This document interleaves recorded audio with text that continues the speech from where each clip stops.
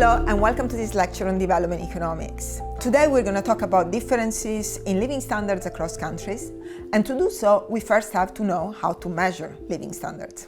I'm going to start from the beginning, that is from the very first question asked in economics, because it's got nothing to do with inflation rates or interest rates or anything of the sort. The first question that Adam Smith asked in 1776 in his book The Wealth of Nations is the following: why are standards of living so different across countries in the world? After all, humans are all the same. Technology is available to all. So why do we see poor countries and rich countries? What does that depend upon? Well, to answer that question, the first thing we need to do is to be able to measure standards of living. What do we mean about a country where you live well? A useful thought experiment is to imagine that you have the luck of choosing where to be born before you're born. And you can ask any questions about the country. You can ask about their National Health Service, if they have one. You can ask about the weather. You can ask about political stability. You can ask anything. But the one thing you don't know are your preferences, your skills, and your place in the distribution. That is, you don't know whether you're going to be born rich or poor in this country. This experiment is called the veil of ignorance, and we owe it to John Rawls, a philosopher at Harvard. The answers that I normally get when I get people to do these thought experiments are things like health. We want a country where your health is taken care of. Food and shelter. We want a country where people don't go hungry. Ideally, freedom to do whatever job we like to do, and freedom to have time to spend with our families.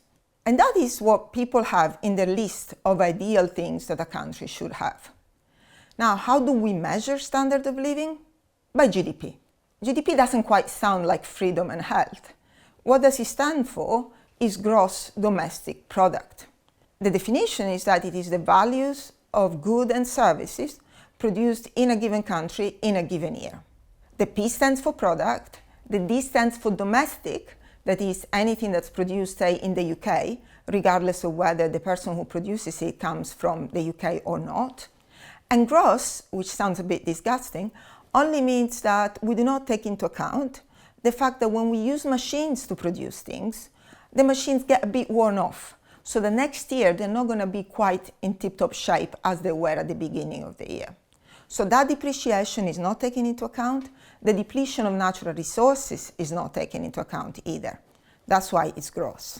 How does that relate to all the important things that we mentioned earlier? Well, Chad Jones and Pete Klenow, two economists at Stanford University, asked precisely that question. They went about asking, assume that you measure health, you measure inequality, you measure leisure, which is something that we all want. How do you fare relative to GDP? Well, they took one country as the relative kind of standard to compare to. That country is the US.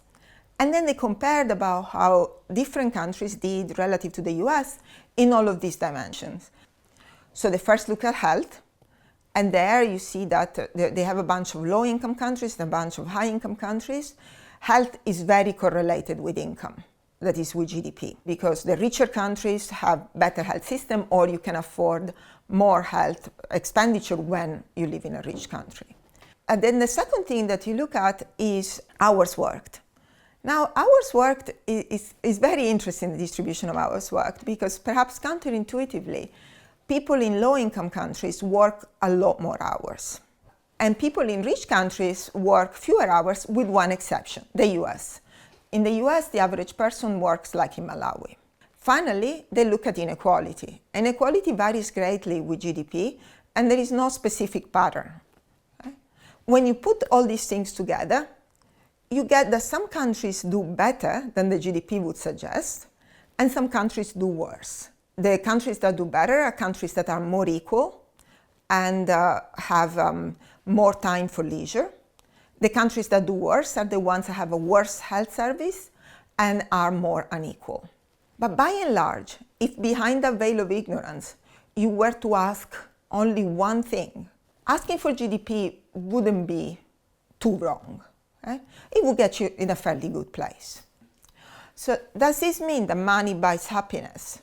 Well, not quite. But we can definitely tell when we look at surveys from a bunch of countries that happiness, the self-reported life satisfaction, is strongly correlated with GDP.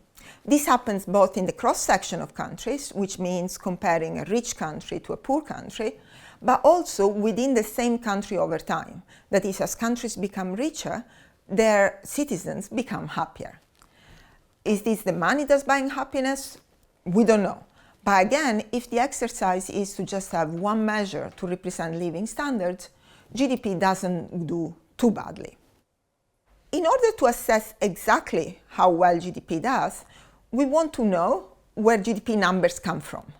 Pause for a second and ask yourself, if you were to go about measuring the value of every single good and every single service that's produced in a country in a year, how would you do that? It seems quite daunting. GDP was first put together in the 1930s, after the Great Depression, a serious crisis that left many people unemployed and on the brink of bankruptcy. So at that point, governments decided that it would be a good idea to measure the cycles of employment and unemployment and to measure in general economic activities. Which countries were these? Well, these were the US and a bunch of European countries. So when they thought of measuring economic activity, of course, they thought about the structure of their economies at the time. Okay? So the GDP is a product of its time.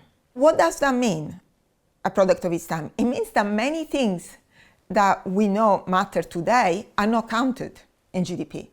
The first and most important is externalities on the environment. By producing things, we inevitably use natural resources and we pollute, we produce CO2 in the atmosphere. And in 1930s, nobody knew the effect that this would have. So nobody bothered about putting that into GDP. So GDP today does not take into account probably the most important problem that we have, which is climate change and environmental degradation. This hasn't changed much through time, and we'll go back to this. But it doesn't count services provided by women inside the home. If you take housewife Joe and housewife Beth, and you swap them, that is, you tell Joe to go and take care of Beth's house, and Beth takes care of Joe's kids and Joe's house, and they pay each other, GDP will go up. The two women do exactly the same job, but if they do it for their own household, this is not counted as a service. If they do it for somebody else and get paid for it, this counts as a service. Given this proviso, if we look at differences in GDP across countries in the world, how big are they really? What are we talking about big differences? What do we mean differences are huge? In part 2, we explore this.